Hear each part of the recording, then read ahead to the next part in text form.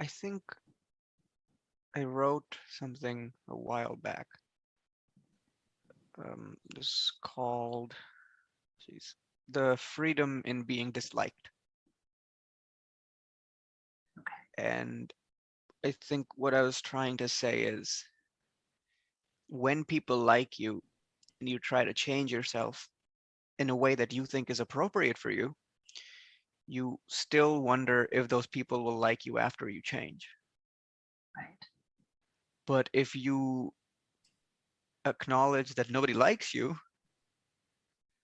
then in that bubble, you can find out exactly who you are, because at least much faster, Mhm. because you don't have to go, how will people feel? You just go, well, nobody likes me. I'll just figure it out, right? Yeah. And then eventually, like, everybody gets back to the battle of being liked and then figuring out how to be themselves in the middle of being liked. That's just human, right? Like, nobody is expected to go through life alone just so they can figure out self-expression. It's just, I had the unique privilege of going through that for maybe 2 or 3 years Hmm. until I started liking myself, and then I had friends again, and now I have to do it that way.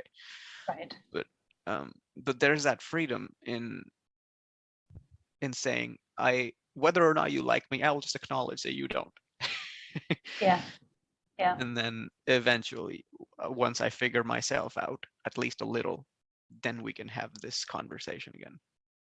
I think there are some things you have to accept are always going to be true about you, that were sort of put on you, but were not your intention.